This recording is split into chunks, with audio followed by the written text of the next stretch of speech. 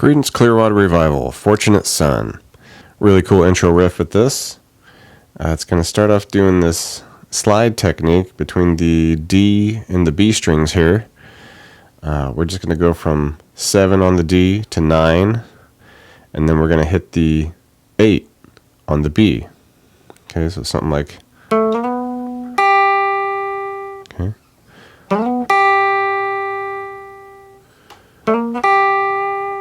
Alright, and next we go 5 to 7 on the D to 6. So essentially we're just taking exactly what we did, moving it down 2 frets. Okay, from there we go 3 to 5 on the D to 5 on the B. So we kind of switch the shape a little bit here.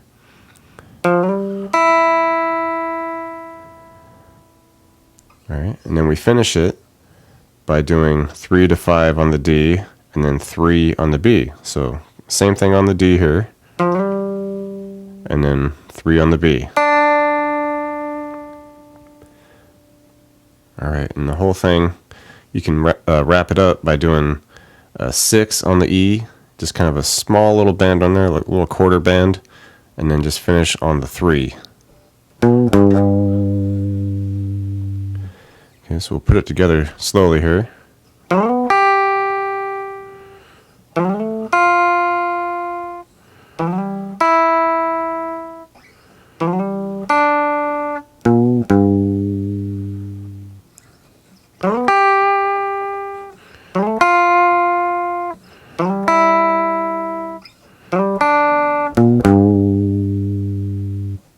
Alright, and for the verse and the chorus here, there's essentially 2 guitars going. I'll get you going with the second guitar first, because it's kind of playing just the main chords of the song, and it's a standard tuning.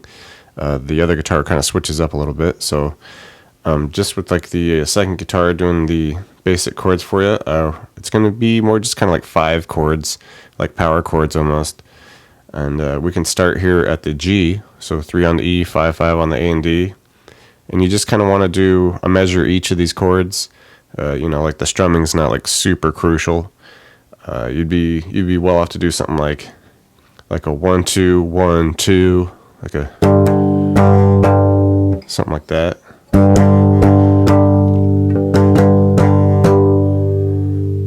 right, so 1 measure there, and then we slide down a fret or 2 frets, 1 step to the F. Okay, same thing there.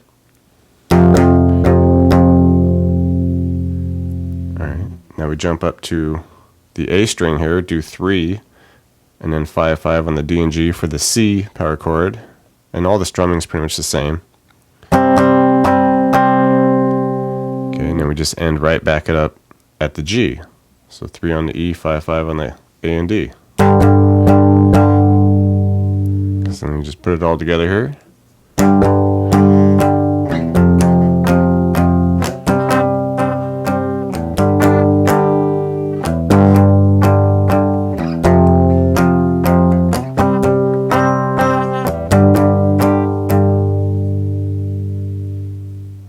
Alright, the second guitar for the chorus, more just chord styles here. And the strumming, you kind of stick to pretty much what you're doing with the verse. It's up to you. If you want to get a little more dynamic with it, you can do that. But we'll start here at the G again. And it's pretty much really close looking. We just kind of add a chord, maybe shift it around a little bit, but start at the G. Okay, but here now, we're going to jump up to the D. So we go 5 on the A, 7 and 7 on the D and G. Okay, now we go down to 2 frets to the 3rd fret here for the C. And then just finish back up at the G.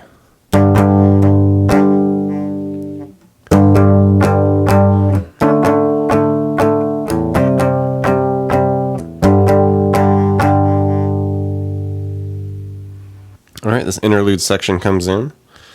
Kind of a cool little interlude. We'll be up here at the 7 on the G, 6 on the B. Okay, we just hit that for a measure. Okay, next measure, we go down a fret, same shape, to the 6 G5B. Okay, and then we hit it again just before the measure is out. And once we hit that second time on that fourth count of that measure, we're just going to come all the way down here to the second on the G, first on the B. Okay, and then from there, just before that measures out, we hit this again. Okay, the second on the G and the first on the B. And then hit it and slide it up to the 4 on the G, 3 on the B. Okay, so we'll do that slowly here.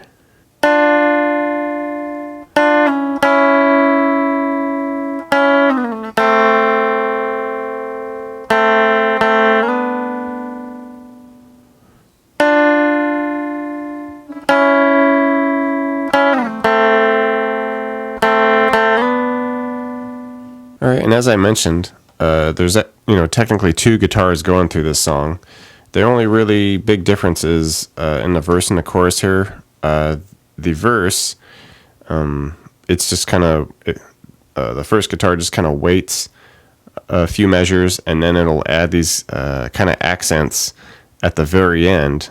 Every fourth measure, it'll just throw in these quick little riffs. And the thing about this is you want to have this guitar in a drop D tuning. Okay, because it really plays into the chorus part especially. All right, so like I said, this guitar will just kind of be doing its thing, resting, throughout the first three measures. And once we get to the end of that first fourth measure, we throw something in like this. Okay, where we're going to go 3 and 3 on the A and D, and we just hit that, bring it up to the 5s. Here. And then from there, we do this bending kind of thing where we do 8 on the top string now. We go between that, back to the 5 on the D, back to the 8 on the top string, and then end on the 5. Okay, so get that action down.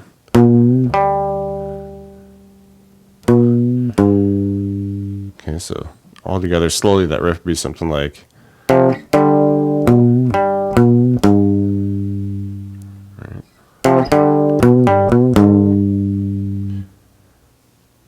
Alright, and then once we get through another 4 measures, at the end of that second fourth measure, put in something like this, where we're just doing a lot more of that 8 on the top string to 5 on the D string. Okay, so initially we're going to do 8 to 5 on the top string, and then we hit the 5 on the D, back to the 8 top string, 5 D, 8 top string to 5. Okay, so something like. Okay, just a lot of back and forth between some 8s and 5s here, so.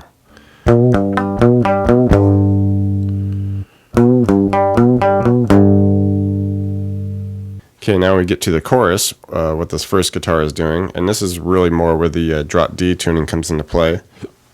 Okay, so initially we're just kind of following the chord progression. We're going to hit a couple 5s on the top D and the A here. Okay, one measure there. But now we get to hit that open D, so open on the top D and A. Okay, get that nice low tone there, and then we do, for the third and the fourth here, we kind of get a little busier, where we go 3 on the A, and then we're going to slide 5 to 7. Okay, then hit 5 on the G, bend the 7 and release it on the D. Okay, so. Okay, in the last measure we do 5 on the D. Okay, and then we do a couple of quick bends on the 7 of the D. Back to 5, 7A, 5D. Okay, this would be something like.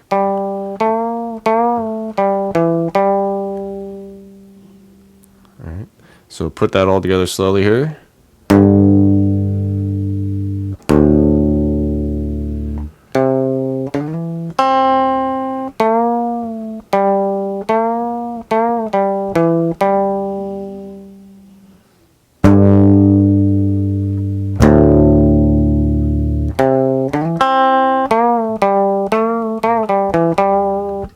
Thanks for checking out the video, everybody. Like it, share it, leave a comment. It's always good to hear from you. Do me a favor and hit the subscription button. I put out a video pretty frequent, so you don't want to miss out on that. Check out the links in the description box below. I have really cool links for tablature books, all the gear I use, t-shirts, fun stuff like that. So thank you very much, and we'll see you next time.